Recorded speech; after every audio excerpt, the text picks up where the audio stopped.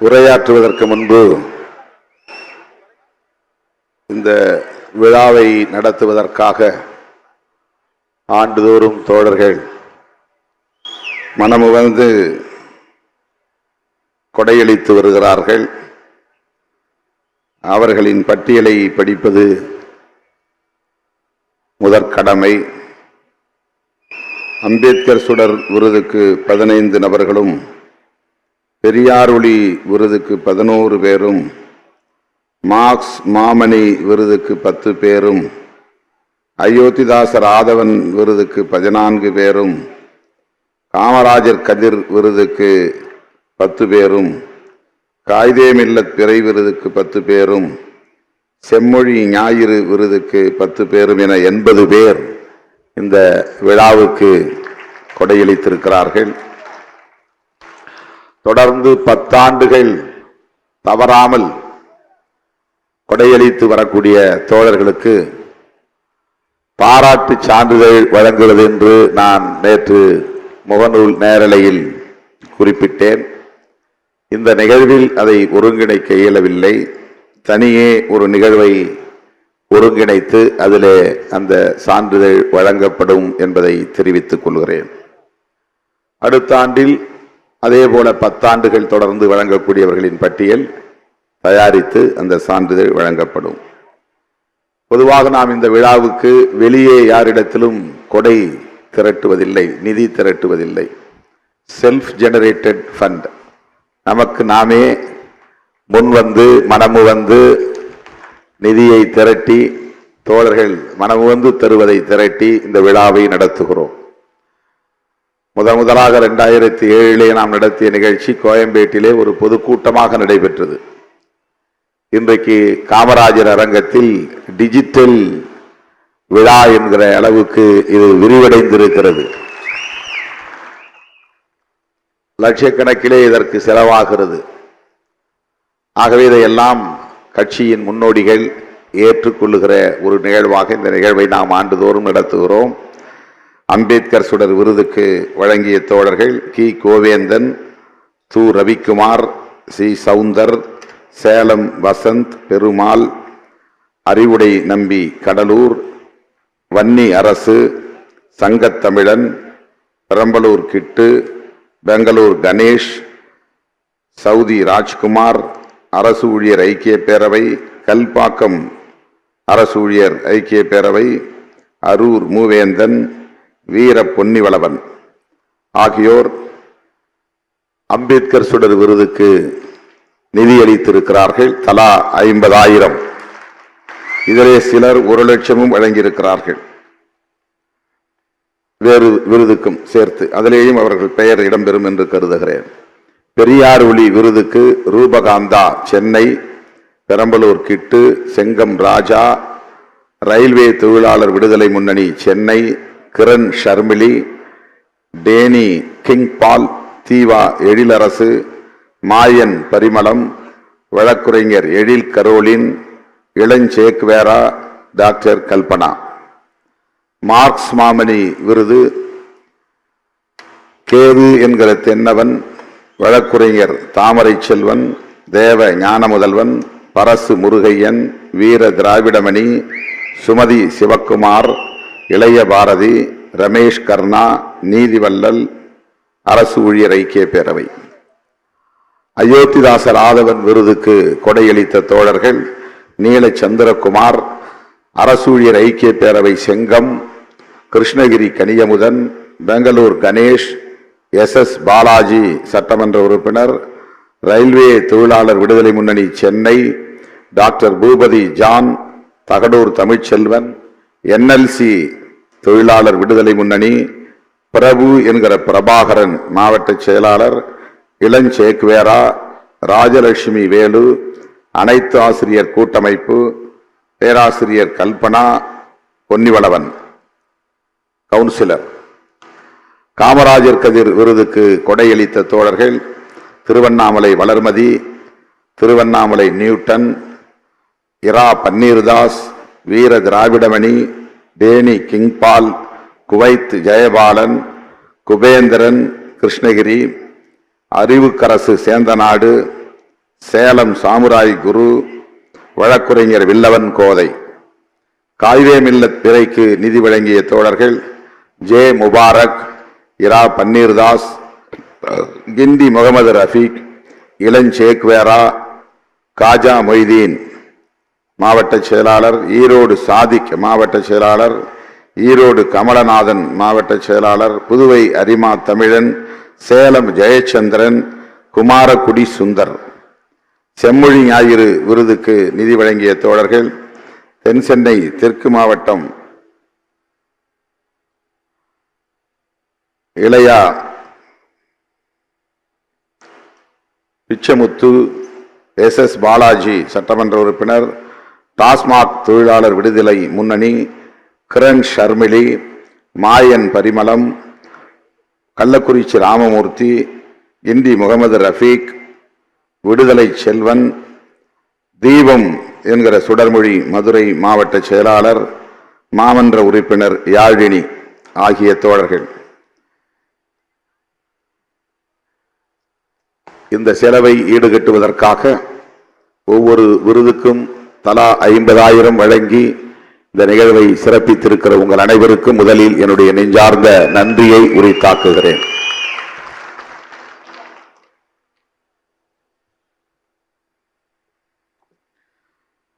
வரலாற்று சிறப்பு வாய்ந்த இந்த நிகழ்வில் அனைவரையும் வரவேற்று உரையாற்றி அமர்ந்திருக்கிற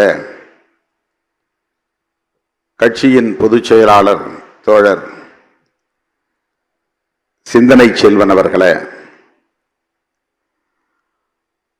விருது பெற்ற சான்றோரை வாழ்த்தி உரையாற்றி அமர்ந்திருக்கிற கட்சியின் பொதுச் செயலாளர் தோழர் துரை ரவிக்குமார் அவர்களே,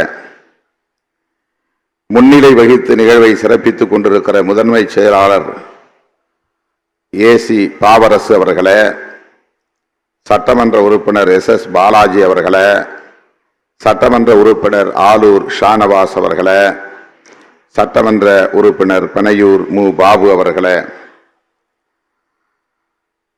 இந்த நிகழ்வில் பங்கேற்று விடுதலை சிறுத்தைகள் கட்சியின் சார்பில் வழங்கப்பட்டிருக்கிற அம்பேத்கர் சுடர் விருதினை ஏற்று நமக்கு பெருமை சேர்த்திருக்கிற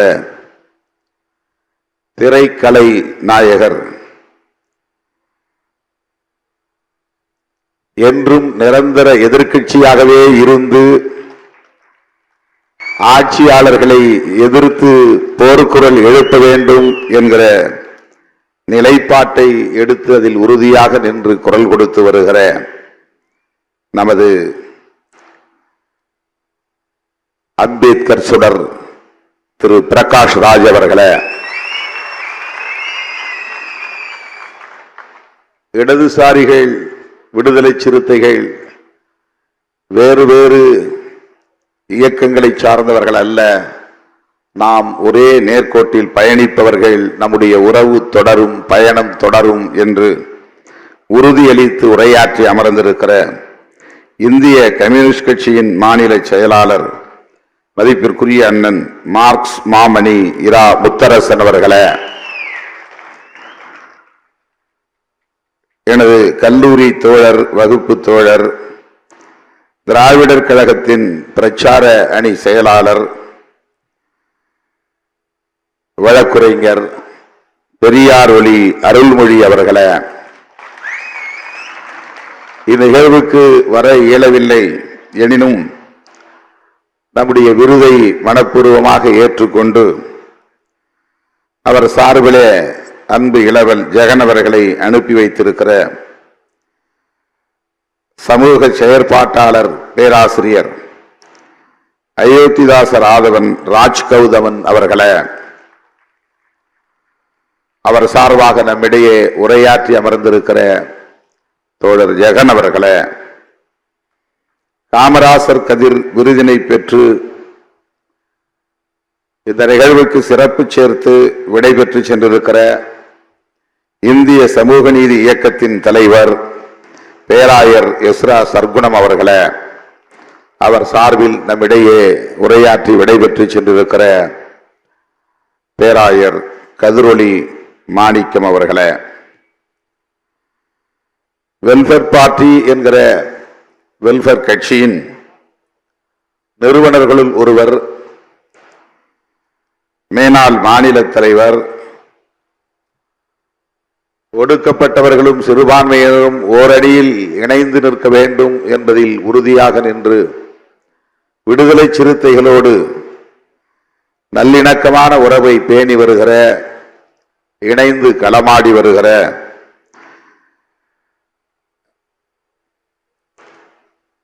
ஜனாப் காயிதே மில்லத் பிறை எஸ்என் சிக்கந்தர் அவர்களே,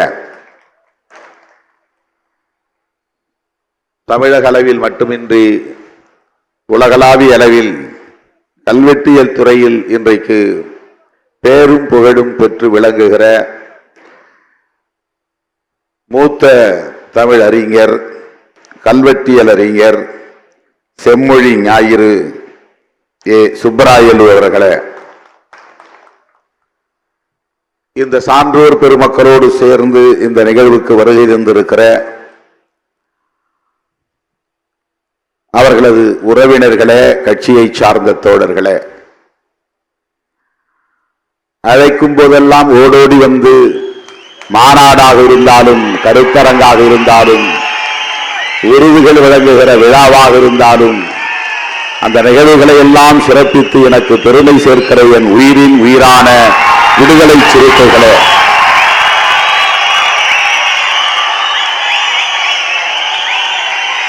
உங்கள் அனைவருக்கும் என்னுடைய பணிவார்ந்த வணக்கத்தை தெரிவித்துக் கொள்கிறேன்.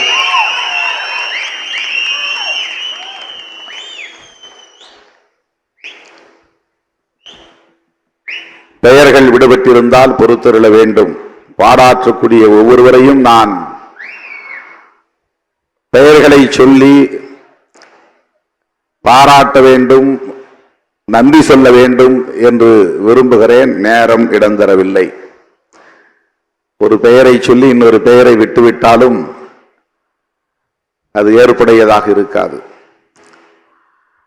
4 மணி நேரமாக தோழர்கள் இங்கே நின்று கொண்டிருக்கிறார்கள். வெளியிலும் ஏராளமான தோழர்கள் நின்றவாறு இந்த நிகழ்வை பார்த்து கொண்டிருக்கிறார்கள். நீண்ட நேரம் நான் எடுத்துக்கொள்ள விரும்பவில்லை. இந்த நிகழ்வில் பங்கேற்று உரையாற்றிய, விருது பெற்றுக் கொண்டு உரையாற்றி அமர்ந்திருக்கிற சான்றோர் பெருமக்கள் அனைவருக்கும் என்னுடைய நெஞ்சார்ந்த வாழ்த்துக்களை தெரிவித்துக் கொள்கிறேன். அத்துடன் இந்த விருதுகளை பெற்றுக் கொண்டதற்காக, ஏற்றுக்கொண்டதற்காக லட்சோப லட்சக்கணக்கான விடுதலை சிறுத்தைகளின் சார்பில் நன்றியையும் நான் உரித்தாக்குகிறேன். நம்முடைய திரைக்கலை நாயகர் பிரகாஷ்ராஜ் அவர்கள் அவருக்கே உரிய நடையில் மிக இயல்பாக ஒரு திரைக்கலைஞர் எவ்வாறு எத்தகைய உடல் மொழியோடு பேச முடியுமோ அப்படி நம்மை எல்லாம் கவரக்கூடிய வகையிலே உரையாற்றி அமர்ந்திருக்கிறார். அவரை நான் பெங்களூரிலே சந்திக்கிற வாய்ப்பு கிடைத்தது. பெங்களூரில் இருந்து நம்முடைய தோழர்கள், பெங்களூர் ரவி, நம்முடைய மகானந்த், வெங்கடேஷ் போன்ற தோழர்கள் எல்லாம் வந்திருக்கிறார்கள். எதேச்சையாக சொன்னேன், இங்கேதானே இருக்கிறார், அவரை பார்த்து சில நிமிடங்கள் பேச விழைகிறேன். அவருக்கு ஏதேனும் நிகழ்ந்து விடுமோ என்கிற அச்சம் எனக்கு இருக்கிறது. சனாதன பயங்கரவாதிகளால் அவரை சந்தித்து, நேரிலே சந்தித்து பாதுகாப்பாக இருங்கள் என்று சொல்ல விரும்புகிறேன் என்றுதான் சொன்னேன். சில நிமிடங்களில் எனக்கு அவரோடு தொடர்பை ஏற்படுத்தி கொடுத்தார் நண்பர் கஜி என்பவர், அவருடைய நண்பர், ரவி அவர்களுக்கு நண்பர். தொலைபேசியில் நான் நீங்கள் இருக்கும் இடத்தை சொன்னால் நேரிலே வந்து பார்க்க விரும்புகிறேன் என்று சொன்னேன். இல்லை, நானே வருகிறேன், உங்களை பார்க்கிறேன், காலை உணவோடு இருவரும் சந்திப்போம் என்று அவர் சொன்னதும் நான் மற்றற்ற மகிழ்ச்சிக்கு ஆளானேன். அவர் சொன்னதை போல வந்தார், அழைத்தார், காலை உணவுக்கு சென்றோம். மிகச் சாதாரணமான மக்கள் கூடுகிற ஒரு உணவகத்தில் தான் சந்தித்தோம். பொதுவாக ஆக்டர் என்றால் ஸ்டார் ஹோட்டலில் இருப்பாங்க, ஸ்டார் ஹோட்டலில் தான் சந்திப்பு நடக்கும். அப்படி இல்லை, சாதாரண மக்கள் கூடுகிற ஒரு சிறிய எளிய உணவகம், பொதுவெளியில் அமர்ந்து சாப்பிடுகிற ஒரு உணவகம். அங்கேதான் அவர் இருந்தார். நாங்கள் போனோம், இருவரும் சந்தித்தோம். எனக்கு தயக்கம் இருந்தது. அவர் சொன்னதை போல அண்ணன் முத்தரசன் அவர்கள் எப்படி வேண்டாம் என்று மறுதளிப்பாரோ, அருள்மொழி அவர்கள் எப்படி இதை வேண்டாம் என்று சொல்வாரோ, அதை போல இவரும் வேண்டாம் என்றுதான் சொல்லுவார் என்பது நமக்கு தெரியும். அந்த தயக்கத்தோடு அவரிடத்திலே நான் நீண்ட நேரம் பேசிவிட்டு ஒன்றே ஒன்று உங்களுக்கு சொல்ல விரும்பினேன். பாதுகாப்பாக இருங்கள், சனாதன பயங்கரவாதிகள் எதையும் செய்வார்கள் என்று அவரிடத்திலே சொன்னேன். அப்போதுதான் அவருடைய அனுபவத்தை எல்லாம் பகிர்ந்து கொண்டார். கௌரி லங்கேஷுக்கும் அவருக்கும் இடையில் இருந்த நட்பை, உறவை, நீண்ட பயணத்தை பகிர்ந்து கொண்டார். அவருடைய தந்தை லங்கேஷ் அவர்கள் எப்படிப்பட்ட அரசியலை சொல்லி தந்தார் என்பதையும் அந்த சிறிய நேர இடைவெளியில் எங்களோடு பகிர்ந்து கொண்டார். அதற்கிடையிலே பல பேர் வந்தார்கள், அவரை அடையாளம் கண்டு கொண்டார்கள், அவரோடு நின்று படம் எடுத்து கொண்டார்கள். இப்படி அது நடந்து கொண்டே இருந்தது. இதற்கிடையில் தான் நான் இந்த தகவலை சொன்னேன். ஆண்டுதோறும் நாங்கள் இப்படி ஒரு நிகழ்வை நடத்துகிறோம், உங்களுக்கு இந்த விருதை வழங்கலாம் என்று நான் விரும்புகிறேன், உங்கள் இசைவு தேவை என்று சொன்னதும் சற்று தயங்கியபடி இசைவை தந்தார். உங்களுக்காக, விடுதலை சிறுத்தைகளுக்காக நான் அந்த மேடையில் ஏறுகிறேன், பெற்றுக்கொள்கிறேன். பொதுவாக அரசியல் மேடைகளில் என்னை அடையாளப்படுத்திக் கொள்வதில்லை. அரசியல் தலைவர்களோடு தொடர்பு இருந்தாலும் கூட அப்படி அடையாளப்படுத்திக் கொள்வதில்லை. விடுதலை சிறுத்தைகளுக்காக நான் அந்த மேடைக்கு வருகிறேன் என்று சொன்னார். உங்கள் சார்பில் நான் மீண்டும் அவருக்கு எனது நெஞ்சார்ந்த நன்றியை உரித்தாக்குகிறேன்.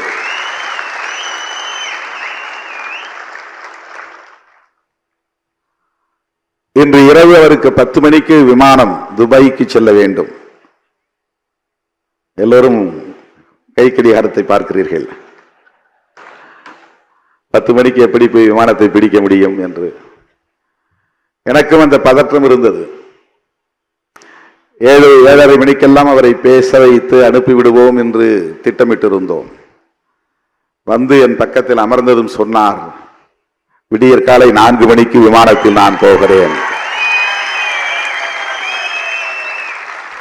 உடனே அவர் கைகளை பிடித்து குலுக்கி நன்றி சொன்னேன். எல்லோரையும் அவசரப்படுத்தி அவரையும் முன்னாலே பேச வைத்து நிகழ்ச்சி ஒரு மாதிரி ஆகிவிடுமே என்று நான் எண்ணிக்கொண்டிருந்தேன். ஆகவே நமக்காக விமான பயணத்தையும் தள்ளி போட்ட நமது திரை நாயகர் பிரகாஷ் ராஜ் அவர்களுக்கு இன்னொரு நன்றியையும் நான் கூடுதலாக உரித்தாக்க விரும்புகிறேன். அவரும் நானும் சேர்ந்து போவதாகவும் திட்டமிட்டோம். நீங்க 10க்கு போக வேண்டாம், 4க்கு போங்க, நானும் சேர்ந்து வருகிறேன் துபாய்க்கு என்று சொன்னேன். ஆனால் நாளை எனக்கு தவிர்க்க முடியாத ஒரு நிகழ்ச்சி சென்னையிலே, நாளை மறுநாள் காஞ்சிபுரத்திலே நிகழ்ச்சி. ஆகவே துபாய் பயணம் தள்ளி போயிருக்கிறது. ஆக விடுதலை சிறுத்தைகளுக்காக இப்படி விட்டுக் கொடுத்து தன்னுடைய நிலைப்பாட்டையும் தளர்த்தி கொண்டு தன்னுடைய பயணத்தையும் தள்ளி வைத்து இந்த நிகழ்விலே வந்து பங்கேற்று மணிக்கணக்கிலே காத்திருந்து சிறப்பாக உரையாற்றி இந்த நிகழ்வுக்கு சிறப்பு சேர்த்திருக்கிற நம்முடைய திரை நாயகர் பிரகாஷ் ராஜ் அவர்களுக்கு என்னுடைய நெஞ்சார்ந்த நன்றியை உரித்தாக்குகிறேன். அண்ணன் முத்தரசன் அவர்கள் இந்த நிகழ்ச்சியை முடித்துக் கொண்டு கோபிச்செட்டிப்பாளையம் போக வேண்டும். அவர் இரவோடு இரவாக. அவருக்கும் இப்படி விழா விருதுகள் பெறுவது போன்றவற்றில் பெரிய ஈடுபாடு இல்லை. அவர் சொன்னதை போல நாங்கள் அன்பு கட்டளையிட்டோம், முடிவெடுத்து விட்டோம், வந்துதான் தீர வேண்டும் என்று. ஆகவே கோபிச்செட்டிப்பாளையத்திலிருந்து சாலை வழியாக பயணம் செய்துதான் இந்த நிகழ்ச்சிக்கு வந்தார். அங்கே மார்க்சிய கல்விக்கான ஒரு நிறுவனம் ஒரு பெரிய கட்டிடத்தை 5 அடுக்கு மாளிகையை கட்டியிருக்கிறார்கள் இந்திய கம்யூனிஸ்ட் கட்சியின் சார்பிலே. அதன் திறப்பு விழா நாளை மறுநாள் நடைபெறுகிறது 27. நாள்தோறும் மார்க்சிய வகுப்புகள் நடத்துவதற்கென்று ஒரு நிறுவனம். விடுதலை சிறுத்தைகள் மீது அவர் கொண்டிருக்கிற பற்றுதல், நம்பிக்கை, அவருக்கு இந்த விருதை பெறுவதிலே உடன்பாடு இல்லாவிட்டாலும் கூட இந்த மேடைக்கு அழைத்து வந்திருக்கிறது, நம்மோடு அமர வைத்திருக்கிறது என்பதை எண்ணி பெருமைப்படுகிறோம். அவருக்கும் நான் இந்த நேரத்தில் என்னுடைய நெஞ்சார்ந்த நன்றியை உரித்தாக்குகிறேன். தோழர் அருள்மொழி அவர்கள் என்னோடு சட்டக்கல்லூரி பயின்றவர். 2 பேரும் சட்டக்கல்லூரி மாணவர்களாக பயின்ற காலத்தில் பல்வேறு போராட்டங்களை இணைந்து நடத்தியிருக்கிறோம். பெரியார் திடலில் மாணவர்கள் சார்பிலே நடைபெற்ற நிகழ்ச்சியில் அவரோடு பேசுகிற வாய்ப்பு எனக்கு கிடைத்தது.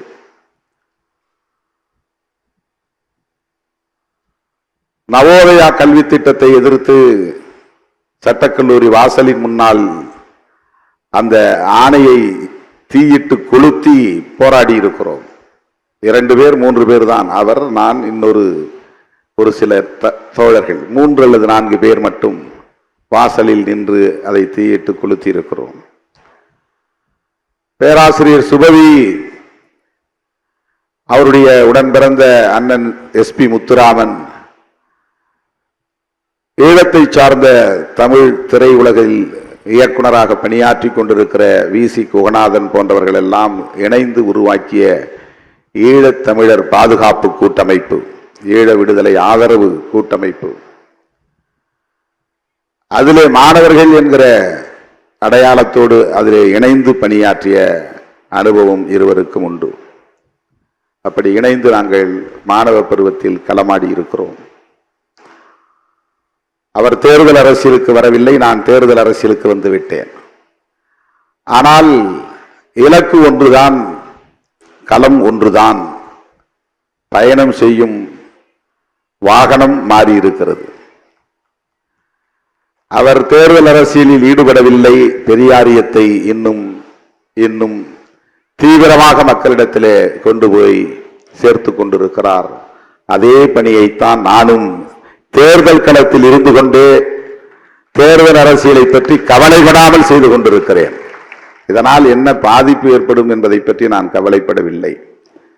கூட்டணியில் சேர்த்துக் கொண்டாலும் சேர்த்துக் கொள்ளாவிட்டாலும், தேர்தலில் வெற்றி பெற்றாலும் வெற்றி பெறாவிட்டாலும், பெரியாரியத்தை உயர்த்தி பிடிப்பதிலே திருமாவளவன் ஒருபோதும் பின்வாங்க மாட்டான் என்பதை எல்லா களத்திலும் எல்லா சூழலிலும் உறுதிப்படுத்தக்கூடிய வகையில் பணியாற்றி கொண்டிருக்கிறேன். அந்த வகையில என்னோடு பயின்ற ஒரு சக தோழருக்கு இந்த நிகழ்வில பெரியார் ஒளி என்கிற விருதினை வழங்கியதில் நான் பெருமைப்படுகிறேன், மகிழ்ச்சி அடைகிறேன். அவரும் அதை ஏற்றுக்கொண்டு நம்மோடு இந்த மேடையில் அமர்ந்து இந்த நிகழ்ச்சியை சிறப்பித்ததற்காக லட்சோப லட்சக்கணக்கான விடுதலை சிறுத்தைகளின் சார்பிலே என்னுடைய நெஞ்சார்ந்த நன்றியை தெரிவித்துக் கொள்கிறேன். தந்தை பேராயர் எஸ்ரா சர்க்குணம் அவர்கள் எத்தனையோ நெருக்கடிகள் இருந்த நிலையிலும் கூட, நாம் அடிமாறி போன நிலையிலும் கூட நம்மோடு நல்ல உறவை, நல்லிணக்கத்தை பேணி பாதுகாத்து வரக்கூடியவர், நம்மை வளர வேண்டும் என்று வாழ்த்தக்கூடியவர், அந்த நல்லெண்ணம் கொண்டவர்.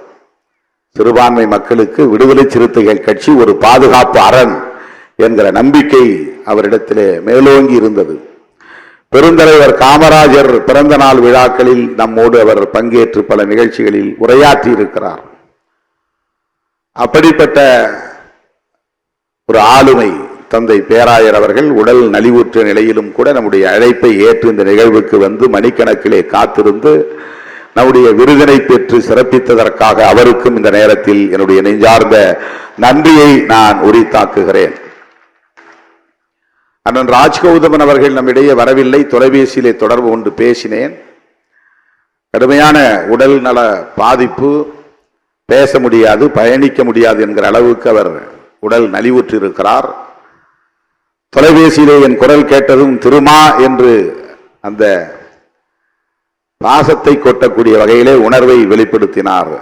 நல்லா இருக்கீங்களா திருமா என்று உரிமையோடு என்னை நலம் விசாரித்தார். அவர் சார்பிலே இன்றைக்கு ஜெகன் வந்து இந்த விருதினை பெற்றுக்கொண்டது மகிழ்ச்சி அளிக்கிறது. 90களின் தொடக்கத்தில் நான் யார் என்று பெரிய அளவிலே அடையாளம் தெரியாத காலத்தில் அவர் எழுதிய புத்தகத்தில் என்னை பேட்டி எடுத்து அந்த பேட்டியை அவருடைய புத்தகத்திலே பதிவு செய்தார். 1990-91 அந்த ஏற்பாட்டை செய்தவர் தோழர் ரவிக்குமார் அவர்கள். இன்றைக்கும் அந்த புத்தகத்தில் என்னுடைய பேட்டி அப்போதைய புரிதலில் எனக்கு என்ன தெரியுமோ அதை சொல்லி இருக்கிறேன். அது ஒரு அங்கீகாரம். ஒரு பேராசிரியர் வெளியிடக்கூடிய புத்தகத்தில் என்னுடைய பேட்டி வெளிவந்தது, அச்சிலே வந்தது என்பது பெருமை அளிக்கக்கூடிய ஒன்று. அவர் தலித் பண்பாடு குறித்து அயோத்திதாச பண்டிதருடைய பார்வையில் புதிய கோணத்தில் புதிய அரசியலை இந்த மண்ணிலே விதைப்பதற்கு ஒரு பெரும் பங்களிப்பு செய்திருப்பவர். இன்றைக்கு தலித் என்று சொல்லக்கூடாது, தலித் அரசியல், தலித் பண்பாடு, தலித் இலக்கியம் என்றெல்லாம் எதுவும் இல்லை, தலித் என்று சொல்லுவதே அபத்தம் என்று சொல்லக்கூடிய ஒரு பிரிவினரும் இருக்கிறார்கள். அதையெல்லாம் தாண்டி தலித் என்கிற ஒரு சொல்லாடலும் அதன் பொருளும் அதன் அரசியலும் விரிவானது என்பதை யாரும் மறுத்துவிட முடியாது. அது இன்றைக்கு தமிழக இந்திய அளவில் எவ்வளவு பெரிய தாக்கத்தை ஏற்படுத்தி இருக்கிறது என்பதை யாரும் மறுத்துவிட முடியாது. அப்படிப்பட்ட காலகட்டத்தில் விடுதலை சிறுத்தைகளை ஒரு அரசியல் இயக்கமாக அங்கீகரித்து, திருமாவளவனை ஒரு தலைவனாக அங்கீகரித்து, அன்றைக்கு தன்னுடைய புத்தகத்திலே என்னுடைய பேட்டியை வெளியிட்ட பெருமையை அண்ணன் ராஜ்கௌதமன் அவர்கள் வழங்கினார். அவருக்கு இன்றைக்கு நாம் விருது வழங்கக்கூடிய அளவுக்கு வளர்ச்சி அடைந்திருக்கிறோம், வலிமை பெற்றிருக்கிறோம். அவரும் அதை ஏற்றுக்கொண்டு நமக்கு மகிழ்ச்சியை உருவாக்கி இருக்கிறார் என்பதை எண்ணி நான் பெருமைப்படுகிறேன். அவர் சார்பிலே வந்த ஜெகன் அவர்களுக்கு நான் நன்றி சொல்ல கடமைப்பட்டிருக்கிறேன். அருமை தோழர் ஜனாப் எசன் சிக்கந்தர் அவரை பார்த்த நாளில் இருந்து அந்த நாள் வரையில் புன்முறுவல் பூத்த முகத்தோடு தான் நம்மை வரவேற்பார். எந்த நேரமும் அவருடைய முகத்தில் மகிழ்ச்சி ததும்புவதை நான் பார்க்க முடியும். அதற்கு என்ன காரணம் என்றால், நம் மீது அந்த அளவுக்கு அவரிடத்திலே ஒரு பற்றுதல் இருக்கிறது என்றுதான் பொருள். பார்த்தவுடனேயே அவர் புன்னகைத்தவாறு நம்மை அழைப்பதும் அரவணைப்பதும் ஊக்கப்படுத்துவதும் பல 10 ஆண்டுகளாக இந்த நட்புறவை பேணுவதும் அவரிடம் உள்ள சிறந்த மாண்பு. இஸ்லாமிய இயக்கங்களும் விடுதலை சிறுத்தைகள் கட்சியும் எத்தகைய புரிதலோடு களமாடி வருகின்றன என்பதை இன்றைக்கு நாட்டு மக்கள் பலரும் அறிவார்கள். வாக்கு வங்கிக்காக நாம் எந்த நட்பையும் உறவையும் மேற்கொள்வதில்லை. நாம் முன்னெடுத்திருக்கிற அரசியலுக்கான உறவாகத்தான் எல்லா உறவையும் நாம் பார்க்கிறோம். திரு பிரகாஷ் ராஜ் அவர்களை இந்த மேடையிலே நாம் அமர வைத்திருப்பது என்பது அவருடைய அரசியல் நம்முடைய அரசியல் நேர்கோட்டில் இருக்கிறது என்பதுதான் காரணம். அவருடைய பேச்சு நம்முடைய பேச்சு ஒரே அலைவேகத்தில் இருக்கிறது என்பதுதான் காரணம். அவருடைய இலக்கும் நம்முடைய இலக்கும் ஒரே திசைவெளியில் இருக்கிறது என்பதுதான் காரணம். வேற எந்த நோக்கமும் கிடையாது. அவர் மூலம் புகழ் வெளிச்சத்தை தேடுவதோ அவர் மூலம் வாக்கு வங்கியை உறுதிப்படுத்திக் கொள்வதோ நம்முடைய நோக்கம் அல்ல. அவருடைய துணிச்சலை பாராட்டுவதும் அவருடைய துணிச்சலை ஊக்கப்படுத்துவதும் நம்முடைய நோக்கம். அவருடைய குரல் ஒடுங்கிவிடக் கூடாது, இன்னும் மேலும் மேலோங்க வேண்டும், வேகம் எடுக்க வேண்டும், தீவிரமாக வேண்டும். இதோ நாங்களும் உடனிருக்கிறோம் என்று சொல்லுவதுதான் நோக்கம். சனாதன பயங்கரவாதிகள் எந்த நிலையையும் எடுப்பார்கள், எப்படிப்பட்ட முடிவையும் எடுப்பார்கள். எம்எல் இயக்கத்தை சார்ந்தவர்கள் ஆயுதம் ஏந்தி காடுகளிலே பதுங்கி தலைமறைவு வாழ்க்கை வாழ்கிறார்கள். சனாதன பயங்கரவாதிகள் வீதிகளில் நம்மோடு இருக்கிறார்கள், ஆயுதங்களோடு திரிகிறார்கள். சனாதன பயங்கரவாதிகள் வீடு தேடி வந்து வீட்டிலேயே படுகொலை செய்யக்கூடிய அளவுக்கான ஒரு வசதியை இங்கே உருவாக்கி வைத்திருக்கிறார்கள். எம்எல் இயக்கத்தை, மார்க்சிஸ்ட் லெனினிஸ்ட் இயக்கத்தை சார்ந்தவன் பெயரை மாற்றி சொல்லி தலைமறைவாக இருப்பான், காடுகளில் பதுங்கியிருப்பான். அவன் ஒரு காரியத்தை செய்து முடிப்பதற்கு அவ்வளவு இலகுவாக இங்கே சூழல் இல்லை. ஆனால் சனாதன பயங்கரவாதிகள் ஆயுதங்களோடு மேடைகளில் திரிகிறார்கள் இந்தியாவிலே. அதுதான் முக்கியமானது. அந்த ஆயுதங்களை எடுத்துக்கொண்டு வீடுகளுக்கே போய் கௌரி லங்கேஷை சுட்டுக் கொள்ள முடியும், பேராசிரியர் கல்புர்கியை சுட்டுக் கொள்ள முடியும், நரேந்திர தபோல்கரை சுட்டுக் கொள்ள முடியும், கோவிந்த் பன்சாரேவை சுட்டுக் கொள்ள முடியும் என்கிற அநீதிகளை, இந்த மண்ணில் கொடுமைகளை அரங்கேற்றி கொண்டிருக்கிறார்கள். அவர்கள் எங்கும் ஓடி ஒளிந்து கொள்வதில்லை. தலைமறைவு வாழ்க்கை கிடையாது. ஆந்திர காடுகளிலே பதுங்கி இருப்பதை போல, மாவோயிஸ்டுகள் பதுங்கி இருப்பதை போல இவர்கள் பதுங்கி இருப்பதில்லை. மேடைகளில் இருக்கிறார்கள், மந்திரிகளோடு இருக்கிறார்கள், ஆயுதங்களோடு திரிகிறார்கள். அப்படிப்பட்ட சூழலிலே பிரகாஷ்ராஜ் போன்றவர்கள் பாதுகாப்பாக இருக்க வேண்டும் என்கிற ஒரு உணர்வு எனக்குள் ஒரு உந்துதலாக எழுந்தது. அவர் ஒருவேளை வேறு வேண்டாம் என்று சொன்னாலும் பரவாயில்லை, ஆனால் அவரை பார்த்து கையை பிடித்து குலுக்கி வாழ்த்த வேண்டும், அவரை ஊக்கப்படுத்த வேண்டும், பாதுகாப்பாக இருங்கள் என்று சொல்லிவிட்டு வர வேண்டும் என்பதற்குத்தான் நான் அந்த முயற்சியை எடுத்தேன். தோழர்களே, இந்த மண்ணில் எப்படிப்பட்ட பயங்கரவாதம் தலைவிரித்தாடுகிறது, இந்த பயங்கரவாத சக்திகளிடையே நாம் எவ்வாறு ஒருங்கிணைந்து செயல்பட வேண்டியிருக்கிறது என்பதை இன்றைக்கு விடுதலை சிறுத்தைகள் கட்சி உணர்ந்திருப்பதால் தான் இஸ்லாமிய இயக்கங்களோடு அந்த நட்புறவை, நாம் நல்லிணக்கமான உறவை பேணி பாதுகாத்து வருகிறோம். ரொம்ப அருமையா சொன்னார் பிரகாஷ்ராஜ் அவர்கள். சிறுபான்மையினரை பாதுகாப்பதுதான் பெரும்பான்மையினரின் கடமையாக இருக்க வேண்டும். அதுதான் புரட்சியாளர் அம்பேத்கருடைய அரசியல், தந்தை பெரியாரின் அரசியல். ஏன் அவருக்கு அம்பேத்கர் சுடர் விருதினை வழங்கியிருக்கிறோம் என்பதற்கு இதைவிட வேறு என்ன சான்று வேண்டும்? அம்பேத்கரின் பார்வை அவரிடத்தில் மேலோங்கி இருக்கிறது. பெரும்பான்மை சமூகத்தினரின் கடமை சிறுபான்மையினரை பாதுகாப்பாக வைத்திருப்பதுதான், அச்சுறுத்துவதல்ல. அதுதான் அவருடைய பார்வை, அதுதான் அம்பேத்கர் பார்வை. ஆகவே இஸ்லாமிய சமூகத்தினரோடு நாம் கொண்டிருக்கிற உறவு என்பது அந்த அரசியல் பார்வையுடன் கூடிய உறவு. அந்த வரிசையிலே எல்லா இஸ்லாமிய இயக்கங்களோடும் இன்றைக்கு நல்லிணக்கமாக இருக்கிற ஒரே அரசியல் இயக்கம் விடுதலை சிறுத்தைகள் கட்சி. அந்த வரிசையிலே நம்முடைய எஸ்.என். சிக்கந்தர் அவர்கள் நம்மை நேசிப்பவர், நம் இயக்கத்தை வளர வேண்டும் என்று விரும்புகிறவர், இயக்கம் வளர வேண்டும் என்று விரும்புகிறவர், வாழ்த்தக்கூடியவர். அவர் இந்த மேடையிலே வந்து நம்முடைய விருதினை பெற்றுக் கொண்டது, காயிதே மில்லத் பிறை என்கிற விருதினை பெற்றுக் கொண்டது மகிழ்ச்சி அளிக்கிறது. அவருக்கும் இந்த நேரத்தில் என்னுடைய நெஞ்சார்ந்த நன்றியை தெரிவித்துக் கொள்கிறேன். தோழர் ரவிக்குமார் அவர்கள் மூலம்தான் நமக்கு பெரியவர், மூத்த தமிழ் அறிஞர், கல்வெட்டியல் அறிஞர் சுப்பராயு அவர்களை தெரியும். இந்த ஆண்டு செம்மொழி ஞாயிறு யாருக்கு தருவது என்கிற ஒரு யோசனையில் நான் இருந்தபோது தோழர் ரவிக்குமார் அவர்களோடு நான் தொலைபேசியிலே பெங்களூரில் இருந்து பேசிய போது அவர் முன்மொழிந்த பெயர்தான் கல்வெட்டியல் அறிஞர் ஏ. சுப்பராயலு அவர்கள். அவரை பற்றிய குறிப்புகள் படித்த போது வியப்பை தந்தன. இந்த அளவுக்கு அவர் கடுமையாக உழைத்து தமிழ் சமூகத்தின் வரலாற்றை வெளிச்சத்திற்கு கொண்டு வந்திருக்கிறார். அவங்க பேசுகிற போதே சொன்னார், நீங்கள் எல்லாம் எந்த அளவுக்கு கவனித்தீர்கள் என்று தெரியவில்லை. அந்த காலத்தில் அரசர்களாக இருந்தவர்கள், மாமன்னர்களாக இருந்தவர்கள், சோழர் காலமாக இருந்தாலும் அல்லது எந்த ஆட்சி காலமாக இருந்தாலும் அவர்கள் உருவாக்கி வைத்த கல்வெட்டுகளில் பிராமணர்களுக்கு எவ்வளவு முக்கியத்துவம் இருந்தது.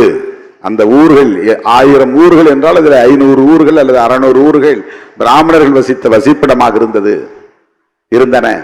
அந்த வசிப்பிடங்கள் எவ்வாறு உருவாகின, அவர்களுக்கு ஏன் அவர்கள் அவ்வளவு முக்கியத்துவம் தந்தார்கள், இந்த வர்ணாசிரம தர்மம் என்கிற மனு தர்மம் எப்படி இந்த சமூகத்தில் இன்றைக்கு நிலை பெற்றிருக்கிறது, அந்த நிலை பெறுவதற்கு கோவில் எந்த அளவுக்கு பங்களிப்பு செய்திருக்கிறது. கோவில்தான் இங்கே சனாதன தர்மம் நிலை பெற்றிருப்பதற்கு காரணமாக இருக்கிறது. இதுதானே பெரியார் பார்வை, இதுதான் கல்வெட்டியல் அறிஞர் சுப்பராயல் அவர்களின் பார்வை, இதுதான் அம்பேத்கர் பார்வை, இதுதான் கல்வெட்டியல் அறிஞர் சுப்பராயல் அவர்களின் பார்வை. ஆகவே இந்த மண்ணில் ஆட்சியாளர்கள் மாமன்னர்கள் எப்படியெல்லாம் சனாதன தர்மத்தை நிலைவரச் செய்வதற்கு பங்களிப்பு செய்திருக்கிறார்கள், அறிந்தோ அறியாமலோ என்பதை இன்றைக்கு வரலாற்று அடிப்படையிலே அறிந்துணர்வதற்கு ஏதுவாக அவருடைய ஆய்வுகள் அமைந்திருக்கின்றன. அப்படிப்பட்ட ஒரு சிறந்த ஆய்வறிஞர், வரலாற்றியல் அறிஞர், கல்வெட்டியல் அறிஞர் சுப்பராயல் அவர்கள் நம்முடைய அழைப்பை ஏற்று வருகை வந்து விருதினை பெற்று நமக்கு சிறப்பு சேர்த்ததற்காக விடுதலை சிறுத்தைகளின் சார்பில் அவருக்கும் என்னுடைய நெஞ்சார்ந்த நன்றியை தெரிவித்துக் கொள்கிறேன், பாராட்டுகளை தெரிவித்துக் கொள்கிறேன்.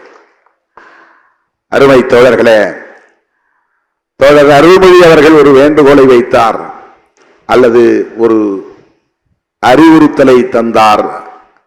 அதற்கு தோழர் ரவிக்குமார் அவர்களும் இங்கே விடையிறுத்தார். மகளிர் பெயரில் ஒரு பெண்மணியின் பெயரில் விருதினை அறிவிக்க வேண்டும் என்பது, அதிலே 100 விழுக்காடு நமக்கு உடன்பாடு இருக்கிறது, அதிலே எந்த மாற்று கருத்தும் இல்லை. மார்க்ஸ் மாமணி என்கிற விருதினை கூட நாங்கள் இப்போது அண்மையிலே தான் அறிவித்தோம். இது 3வது ஆண்டு. முதல் ஆண்டு இரா ஜவஹர் பெற்றுக்கொண்டார், 2வது ஆண்டு தோழர் கே பாலகிருஷ்ணன் பெற்றுக்கொண்டார், 3வது விருதினை அண்ணன் முத்தரசன் அவர்கள் பெற்றிருக்கிறார். அப்படி நாம் எடுத்தால் ஏராளமான பெயர்களில் சிங்காரவேலர் பெயரில் விருது வழங்க வேண்டும் என்ற ஆலோசனையும் இருக்கிறது. ஏன் ரெட்டவேளை சீனிவாசன் பெயரில் தரக்கூடாதா என்கிற கேள்வி இருக்கிறது. இப்படி பல பேர் பல ஆலோசனைகளை தந்து கொண்டே இருக்கிறார்கள். உள்ளபடியே நாம் தோழர் ரவிக்குமார் அவர்கள் சொன்னதை போல அம்பேத்கர் பெயரில் தலித் அல்லாதவர்கள், தலித்துகளுக்கு பணியாற்றி கொண்டிருக்கிற, தலித் விடுதலைக்கு பணியாற்றி கொண்டிருக்கிற அந்த ஆளுமைகளை சிறப்பிக்க வேண்டும், அவர்களை ஊக்கப்படுத்த வேண்டும் என்கிற ஒற்றை நோக்கத்திற்காகத்தான் இந்த நிகழ்ச்சியை நாம் தொடங்கினோம். பிறகு ஒன்றொன்றாக இதை சேர்த்து கொண்டோம். ஆனால் ஒரு பெண்மணியின் பெயரால் விருது இல்லை என்பது உண்மைதான். ஆனால் ஒவ்வொரு ஆண்டிலும் ஏதேனும் ஒரு பெண்மணிக்கு விருது வழங்கிக் கொண்டே இருக்கிறோம். நிலக்கோட்டை பொன்னம்மாள் அவர்களுக்கு வழங்கி இருக்கிறோம். அதே போல ஜெகநாதன் துணைவியார் பஞ்சமி நிலம் மீட்பு போராட்டம் கிருஷ்ணம்மாள் ஜெகநாதன் அவர்களுக்கு வழங்கி இருக்கிறோம். இங்கே வருகை வந்திருக்கிறார் தாயம்மாள் அரவாணன் அவர்களுக்கு வழங்கி இருக்கிறோம். அருந்ததி ராய் அவர்களுக்கு வழங்கி இருக்கிறோம். ஓவியா அவர்களுக்கு வழங்கி இருக்கிறோம். பெண்களை விடுதலை சிறுத்தைகள் ஒருபோதும் புறக்கணித்ததில்லை, பெண்களை விடுதலை சிறுத்தைகள் மறந்ததில்லை. அவருடைய கோரிக்கையை பரிசீலிப்போம். 1 5 ஆனது, 5 6 ஆனது, 6 7 ஆனது. ஒரு மேடையிலே 7 8 பேருக்கு மேல் விருது வழங்கினால் இன்னும் மணிக்கணக்கிலே நீளும், நிகழ்ச்சி விரிவடைந்து கொண்டே போகும். இதையும் கவனத்தில் கொள்ள வேண்டியிருக்கிறது. சாவித்திரிபாய் புலே அம்மையாரின் பெயரில் விருது தர வேண்டும் என்று தொடர்ந்து தோழர்கள் வலியுறுத்தி கொண்டிருக்கிறார்கள். விடுதலை சிறுத்தைகள் கட்சியிலே மகளிர் விடுதலை இயக்கம் என்ற அமைப்பு இருக்கிறது. அந்த அமைப்பின் சார்பிலேயும் விருது வழங்கும் விழா நடக்கிறது. விடுதலை கலை இலக்கிய பேரவை என்கிற அமைப்பு இருக்கிறது. அந்த அமைப்பின் சார்பிலும் விருதுகள் வழங்கப்படுகின்றன. கட்சியின் சார்பிலே இந்த நிகழ்ச்சியை நாங்கள் ஒருங்கிணைத்திருக்கிறோம்.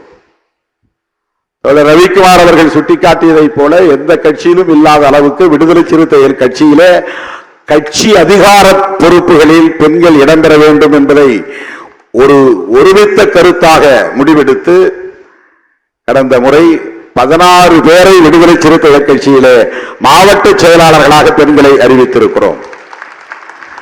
இதெல்லாம் இப்போது ஆனால் தொடக்கத்தில் இருந்தே நான் மிக கவனமாக ஒவ்வொரு முறையும் குறைந்தது 2 அல்லது 3 பெண்கள் மாவட்ட செயலாளர்களாக இருக்கக்கூடிய வகையிலே அறிவிப்பு செய்திருக்கிறேன். அதையெல்லாம் ஏற்றுக்கொள்ளாத அந்த விழிப்புணர்வே இல்லாத காலத்திலே கூட அந்த முடிவை நாம் எடுத்திருக்கிறோம். 20 ஆண்டுகளுக்கு முன்பே 10 ஆண்டுகளுக்கு முன்பே பாண்டியம்மாள் மாவட்ட செயலாளராக இருந்திருக்கிறார், தேவி மாவட்ட செயலாளராக இருந்திருக்கிறார், திருமொழி, அமுதா இனியன், தமிழினி, ஏராளமான தோழர்கள் பெயர் நினைவிலே இல்லை, பொறுத்துக் கொள்ள வேண்டும். அவர் பெயரை சொன்னார், என் பெயரை சொல்லவில்லை என்று யாரும் வருத்தப்பட்டு விடக்கூடாது.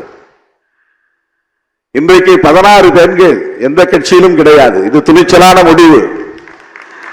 நான் முடிவெடுத்தேன் என்பதை விட என் முடிவை என் உயிரின் உயிரான விடுதலை சிறுத்தைகள் ஏற்றுக்கொண்டார்கள் என்பதுதான் அதிலே சிறப்பு.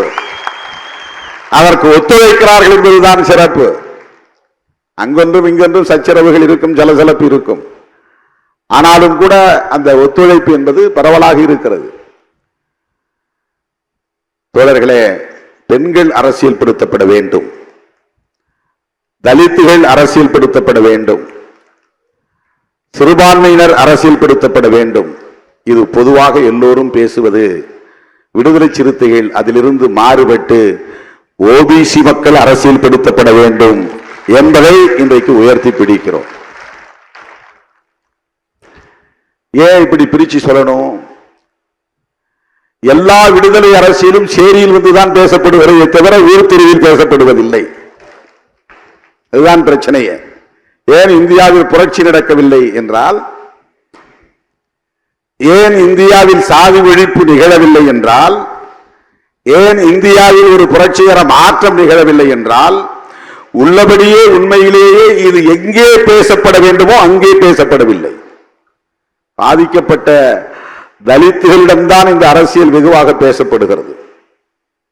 தலித் அல்லாதவர்களிடையே இது இன்னும் வலுவாக பேசப்பட வேண்டும். சனாதனத்தை பாதுகாப்பது யார்? சனாதன சக்திகளுக்கு உற்ற துணையாக இருப்பது யார்? பார்ப்பனர்கள் உண்ட எச்சில் இலையில் படுத்து உருண்டால் புண்ணியம் கிடைக்கும் என்பதை ஏற்றுக்கொண்டு நம்பி அந்த எச்சில் இலைகளில் உருளுவது யார்? இதையும் கவனிக்க வேண்டியிருக்கிறது. 19 யாரோ பார்ப்பனர் அல்லாதவர்கள் என்று பார்த்துவிட்டு போய்விட முடியாது.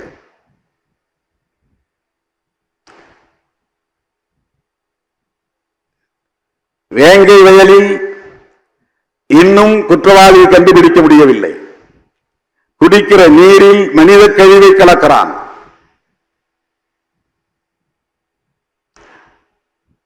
கோவிலுக்குள் நுழைய முடியவில்லை. அழைத்து வந்த மாவட்ட ஆட்சியரை அவர் முன்னாலேயே சாதி பெயரை சொல்லி அங்கே ஒரு சாதாரண பெண்மணி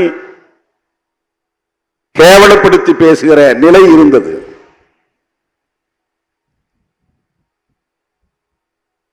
இதையெல்லாம் கடைபிடிக்கிறவர்கள் யார்? நடைமுறைப்படுத்துகிறவர்கள் யார்? இதன் மீது அதிகம் நம்பிக்கை வைத்திருப்பவர்கள் யார்? மோடி யார்? அமித்ஷா யார்? அண்ணாமலை யார்? இதை நியாயப்படுத்தக்கூடியவர்கள் யார்? திருவள்ளுவருக்கு காவி உடுத்தி அவரை தம்மையப்படுத்துகிற கேவலமான அரசியலில், அயோக்கியத்தனமான அரசியலில் ஈடுபடுகிற போது RN ரவி போன்றவர்களுக்கு ஆதரவாக பேசுவது யார்? இன்னும் இந்த சனாதனத்தின் மீது பெரிய நம்பிக்கை வைத்திருக்கிற உழைக்கிற மக்கள், ஆனாலும் அவர்கள் தலித் அல்லாதவர்களாக இருக்கிறார்கள். தலித் அல்லாதவர்கள் அரசியல்படுத்தப்பட வேண்டும். ஓபிசி மக்கள் அரசியல்படுத்தப்பட வேண்டும். மண்டல் பரிந்துரையை நடைமுறைப்படுத்தியதற்காக VPC ஆட்சியை தூக்கி எறிந்த போது தூக்கி எறிந்த சக்திகளுக்கு எதிராக குரல் கொடுத்தவர்கள் இந்தியா முழுவதும் தலித் இயக்கங்கள் தான், தலித் தலைவர்கள் தான். மண்டல் பரிந்துரையை நடைமுறைப்படுத்துவதற்காக விபி சிங்கோடு வழக்கரமாகவும் இடக்கரமாகவும் இருந்து உச்சத்துணையாக இருந்து பணியாற்றியது ராம்விலாஸ் பாஸ்வான் என்கிற ஒரு அம்பேத்கர் இயக்க தலைவர் தான்.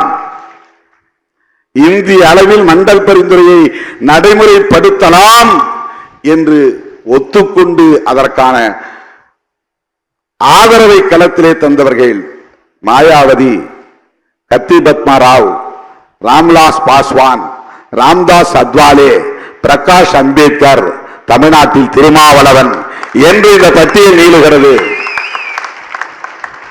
ஆனால் விபி சிங் ஆட்சியை கவிழ்த்த பிஜேபியோடு இன்றைக்கு ஒட்டி உறவாடக்கூடியவர்கள் எல்லாம் யார்?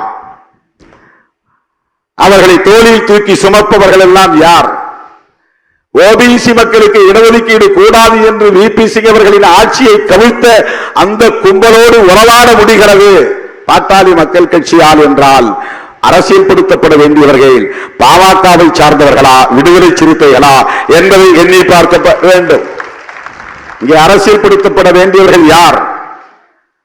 அந்த கொடிகளை ஊர் ஊராக கொண்டு போய் ஏற்றுவது யார்? அவர்களின் சின்னத்தை வீடு வீடாக சென்று சுவர்களில் எழுதுவது யார்? அவர்கள் இங்கே வளரட்டும், வளர்ந்தால் ஒன்றும் தவறில்லை என்கிற நிலையை ஏற்படுத்துகிறவர்கள் யார்? அரசியல்படுத்தப்படாமல் இன்றைக்கும் பெருவாரியாக இந்த பெரும் பிழையை செய்து கொண்டிருக்கிற இயக்கங்கள் எவை என்பதை நாம் கவனத்திலே கொள்ள வேண்டி இருக்கிறது. அப்படி என்றால் தலித்துகள் தவறே இழைக்கவில்லையா என்று பொருள் அல்ல. தலித்துகள் அரசியல்படுத்தப்பட வேண்டிய தேவை இருக்கிறது, தலித்துகள் அமைப்பாக வேண்டிய தேவை இருக்கிறது. ஆனால் அதை விட கூடுதலாக பேசப்பட வேண்டிய இடம் தலித் அல்லாதவர்களின் இடமாக இருக்கிறது.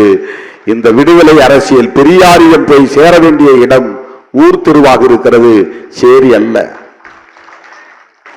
மார்க்சியம் போய் சேர வேண்டிய இடம் ஊர் தெருவாக இருக்கிறது, சேரி அல்ல. கம்யூனிசம் என்பது இன்றைக்கு போய் சேர வேண்டிய இடம், பேச வேண்டிய இடம், விவாதிக்க வேண்டிய இடம் தலித்துகளின் குடியிருப்புகள் அல்ல. இது மிகப்பெரிய விவாதத்திற்குரிய ஒன்று. வெளிப்படையாக நான் பேசுகிறேன். இந்த விவாதம் தேவைப்படுகிறது, இந்த மனம் திறந்த உரையாடல் தேவைப்படுகிறது. ஜனநாயக சக்திகளை நாம் இப்படித்தான் அடையாளம் காண வேண்டும், அவர்களோடு இணைந்து பணியாற்ற வேண்டும். ஆனால் களம் முக்கியமானது, களம் முக்கியமானது. என்னிடத்தில் நீ அரசியல் பேசினாலும் பேசாவிட்டாலும் விடுதலை பெற வேண்டிய துடிப்பு, அந்த முனைப்பு எனக்கு இந்த சமூகமே தருகிறது. ஆனால் அந்த தேவை, அந்த நெருக்கடி அவர்களுக்கு இல்லை. அவர்களுக்குத்தான் இதை சொல்ல வேண்டிய தேவை இருக்கிறது. அப்படிப்பட்ட ஒரு சமூகத்திலே பிறந்து அதிலிருந்து முற்றிலும் மாறுபட்டு எந்த நெருக்கடியும் இல்லாத நிலையில் ஒரு புரட்சிகர அரசியலை உள்வாங்கிக் கொண்ட ஒரு மகத்தான தலைவர் தான் தந்தை பெரியார். தந்தை பெரியாருக்கு எந்த நெருக்கடியும் சாதியின் பெயரால் கிடையாது. சாதி ஒழிப்பை அம்பேத்கர் பேசுவதற்கும் தந்தை பெரியார் பேசுவதற்கும் வேறுபாடு இருக்கிறது. அம்பேத்கர் பேசுவது அவுட் ஆஃப் கம்பல்ஷன், பேசித்தானாக வேண்டும், அது தேவை. தந்தை பெரியாருக்கு அப்படி ஒரு எந்த கம்பல்ஷனும் கிடையாது, எந்த நிர்பந்தமும் கிடையாது. ஆனால் பேசுகிறார், பேசினார், பல நெருக்கடிகளை சந்தித்தார். கம்யூனிஸ்ட் இயக்கங்களில் எப்படி பலர், ஏராளமான தோழர்கள் தியாகம் செய்திருக்கிறார்கள். நாமெல்லாம் இந்த மண்ணிலே ஒரு இயக்கமாக தோன்றாத காலத்திலேயே இந்த பிரச்சனைகளுக்காக போராடி ரத்தம் சிந்தியவர்கள் கம்யூனிஸ்டுகள்.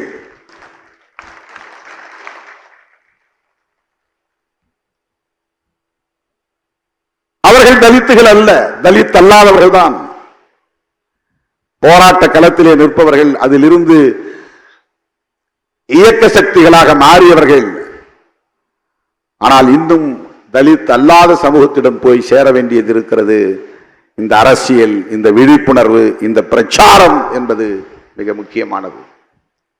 தேர்தல் வரும் போகும், சில கட்சிகள் வெற்றி பெறும், சில கட்சிகள் தோல்வியுறும். ஆனால் சமூக கட்டமைப்பு அப்படியே நீடிக்கிறது, தொடர்கிறது. எந்த மாற்றமும் அதிலே அடிப்படையிலே நிகழவில்லை என்பதுதான் யதார்த்தமான உண்மை.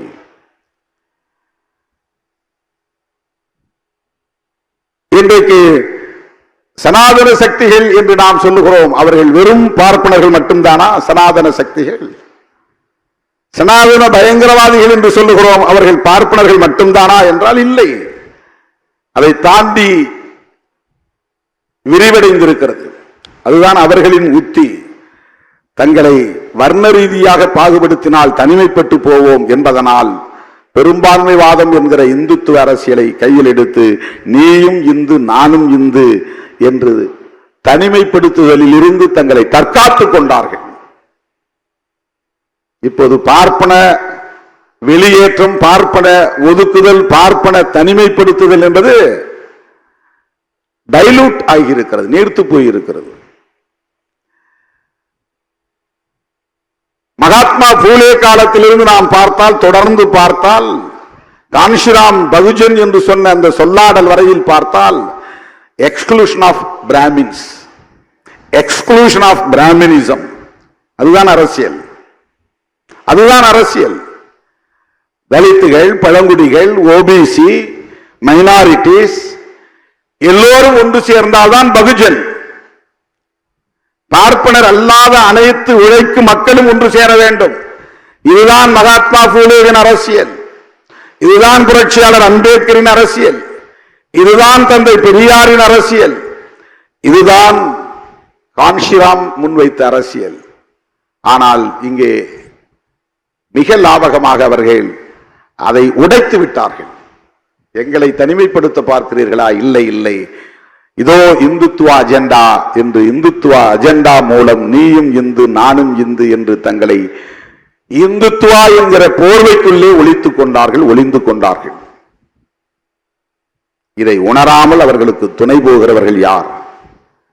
அரசியல் படுத்தப்பட வேண்டியவர்களாக இருக்கிறார்கள்.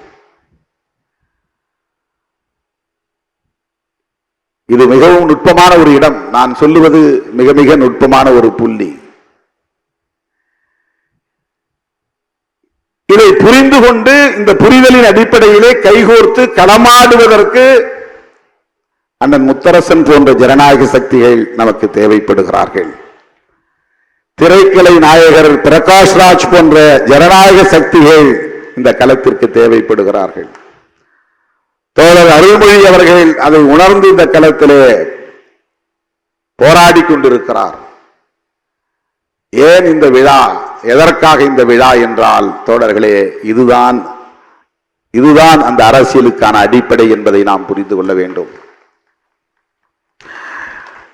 பிரகாஷ்ராஜ் அவர்கள் ஒரு கருத்தை மிக அழுத்தமாக பதிவு செய்தார். மிக மிக கவனிக்க வேண்டிய செய்தி. ஜூன் 4க்கு பிறகு அவர்கள் ஓடி போவார்கள், சரி, ஆனால் அவர்கள் மீண்டும் வராமல் தடுக்க வேண்டும், பாதுகாக்க வேண்டும். அதுதான் முக்கியமானது.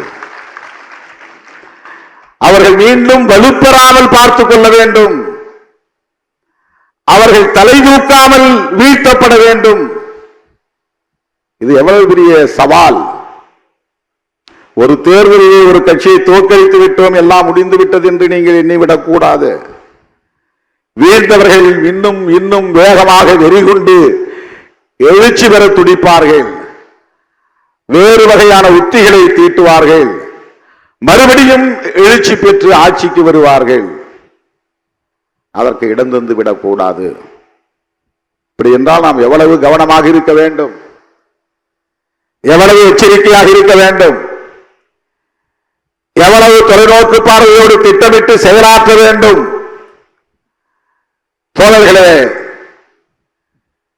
தேர்தல் வெற்றி தோல்வி ஒரு பொருட்டல்ல. கருத்தியல் அடிப்படையில் நட்பு பகையை தீர்மானிப்பதும், நட்பு சக்திகளை ஒருங்கிணைப்பதும், பகை சக்திகளை வீழ்த்துவதும் மிக முக்கியமானது. அதற்கு நமக்கு உற்ற சக்திகள், தோழமை சக்திகள், உற்ற தோழமை சக்திகள் இடதுசாரிகளும் பெரியார் இயக்க சக்திகளும் தான். தமிழகத்தில் அதை இன்றைக்கு சரியாக உணர்ந்து அவர்களோடு இணைந்து தொடர்ந்து இயங்குகிற இயக்கம் விடுதலை சிறுத்தைகள் கட்சி என்பதை நான் பெருமையோடு சொல்ல கடமைப்பட்டிருக்கிறேன். இந்த அடிப்படையில் நம்முடைய உறவே வெறும் வாக்கு வங்கி கணக்கல்ல, வெறும் வாக்கு வங்கி கணக்கல்ல. தமிழகம் தகுதி அளவில் ஒரு பெரிய இயக்கமாக இந்த இயக்கம் இன்றைக்கு வலுப்பெற்று இருக்கிறது. அண்டை மாநிலங்களிலும் வேறுபிடித்து வருகிறது. எனவே நாம் தேசிய கட்சி ஆகிவிட்டோம், தேசிய அளவிலே பெரிய இயக்கமாகிவிட்டோம் என்றெல்லாம் கற்பனை உலகத்திலே நாம் மிதக்கவில்லை. அது வரும் போகும். 4 பேர் வருவார்கள், 4 பேர் போவார்கள். கட்சி வளர்ந்தது போல் இருக்கும், பிறகு தேய்ந்தது போல் மாறும். இதுவெல்லாம் தற்காலிகமானவை.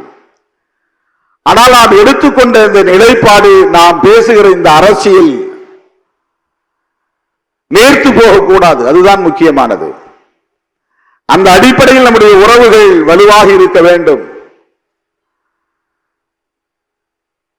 எந்த நிலையிலும் இடதுசாரிகளோடு இருக்கிற உறவு, விடுதலை சிறுத்தைகள் கொண்டிருக்கிற இடதுசாரிகளோடு கொண்டிருக்கிற உறவு நேர்த்து போகாது. அப்படி விடவும் மாட்டோம். இடதுசாரிகள் இந்தியா முழுவதும் இன்றைக்கு ஜனநாயகத்தை பாதுகாக்கிற போராளிகளாக இருக்கிறார்கள் என்பதை நாம் பார்க்கிறோம். அருமை தோழர்களே, பிரதமர் மோடியை பற்றி இங்கே பலரும் பேசினார்கள். அவர் ஏதோ தனி ஆவர்த்தனம் செய்கிறார் என்று நாம் கருதிவிடக் கூடாது. ஒரு பிரதமர், ஒரு மோடியை நாம் வீழ்த்திவிட்டால் எல்லாம் சரியாகிவிடும் என்று கருத முடியாது.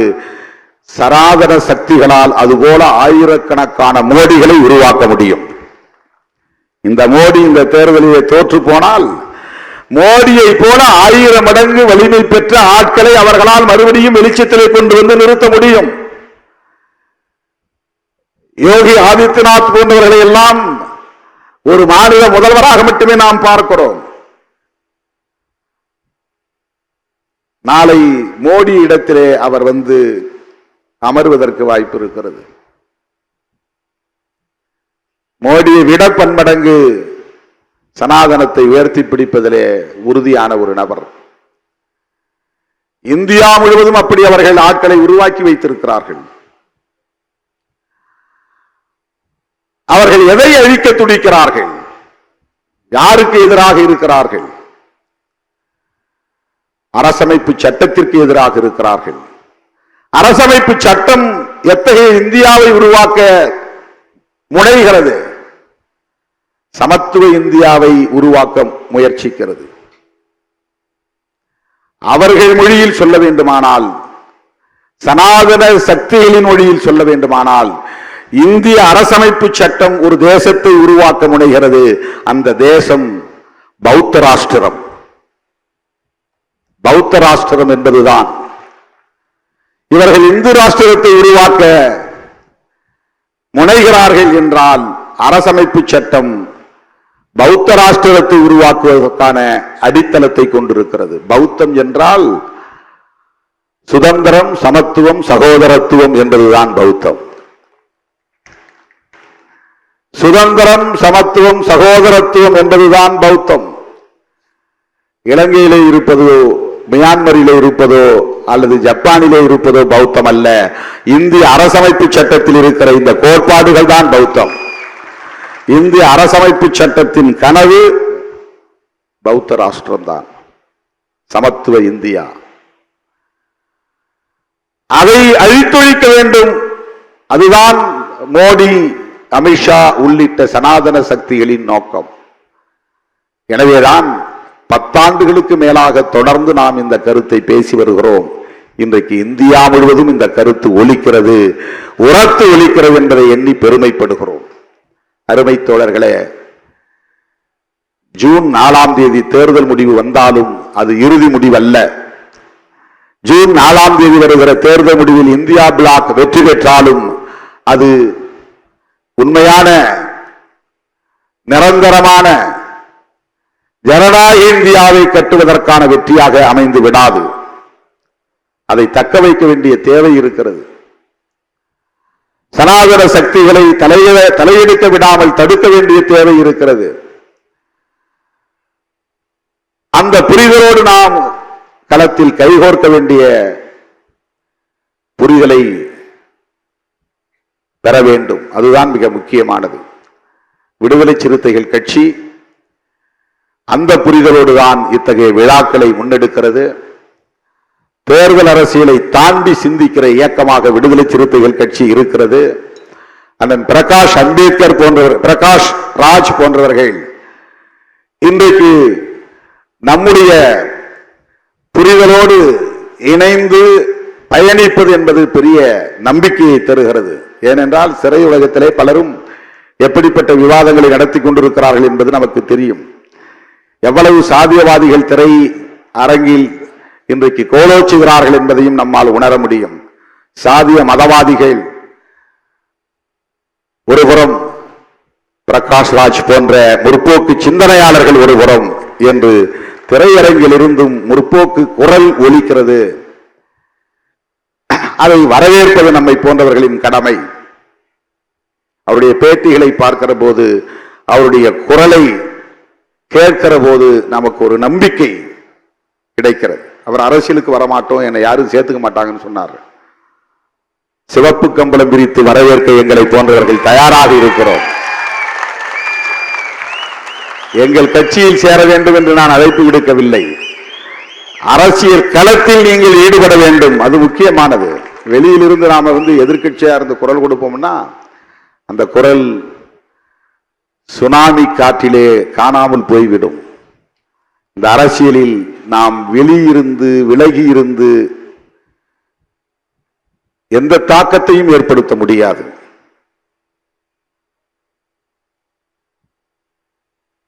நான் பலவீனமாக உணர்கிறேன் என்று கருத வேண்டாம். 35 ஆண்டு கால அனுபவத்தில் இருந்து நான் இதை சொல்லுகிறேன். தோழர் ரவிக்குமார் அவர்களை அப்படித்தான் நான் சொன்னேன். நீங்கள் ஒரு இயக்கத்திலே உங்களை இணைத்துக் கொண்டு உங்கள் சிந்தனைகளை மக்களிடத்திலே கொண்டு போய் சேருங்கள்.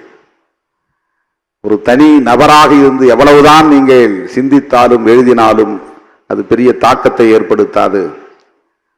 இந்த இயக்கத்திலே உங்களை இணைத்துக் கொள்ளுங்கள், வேலையை உதறிவிட்டு வாருங்கள் என்று பலமுறை அவரிடத்தில் நான் பேசியிருக்கிறேன். ஒவ்வொரு தோழரிடமும் அப்படி நான் உரையாடி இருக்கிறேன். திரைக்கலை இயக்குனர் அவர்கள் இன்றைக்கு அரசியல் களத்திலே உண்மையான ஒரு ஹீரோவாக இருக்கிறார் என்றுதான் நான் சொல்ல வேண்டும். அவர் வில்லன் அல்ல, இந்த வில்லன் ரோல் அல்ல, அரசியலில் ஒரு ஹீரோ ரோல் தான் அது. இப்படி பேசுவது என்பதே ஒரு ஹீரோவால் தான் முடியும். அரசியலில் திரையில் வேண்டுமானால் நீங்கள் வில்லனாக இருக்கலாம். உங்கள் உரையும் உங்கள் கருத்தும் இன்றைக்கு ஒரு கதாநாயகனுக்குரிய ஆளுமையை வெளிப்படுத்துகிறது. இதை நான் புகழுவதற்காக சொல்லவில்லை, உங்கள் உணர்வை அங்கீகரிப்பதற்காக சொல்லுகிறேன், மதிக்கிறேன் என்பதை வெளிப்படுத்துவதற்காக சொல்லுகிறேன். தேவைப்படுகிறார்கள். திராவிட அரசியல் என்பது திரைத்துறையில் வெளிப்பட்ட பிறகுதான் திமுக வளர்ச்சி அடைந்தது. திரைத்துறையிலே எம்.ஆர். ராதா போன்றவர்கள் பேசத் தொடங்கிய பிறகுதான், எம்ஜிஆர் போன்றவர்கள் அந்த கொடியை உயர்த்தி பிடித்த பிறகுதான், NSK போன்றவர்கள் நகைச்சுவை மூலம் அதை வெளிப்படுத்திய பிறகுதான், கலைஞர் அவர்கள் அதை காவியங்களாக படைக்க தொடங்கிய பிறகுதான் வெகு மக்களிடம் திமுக வேகமாக போய் சேர்ந்தது என்பதை யாரும் மறுத்துவிட முடியாது. திரைத்துறையில் இப்படிப்பட்ட முற்போக்கு சக்திகள் இன்னும் வலுவாக பேச வேண்டும்.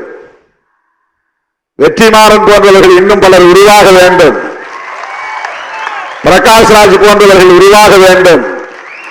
தம்பி ரஞ்சித், தம்பி மாரி ராஜ் போன்றவர்கள் இன்னும் இன்னும் ஏராளமானவர்கள் உருவாக வேண்டும்.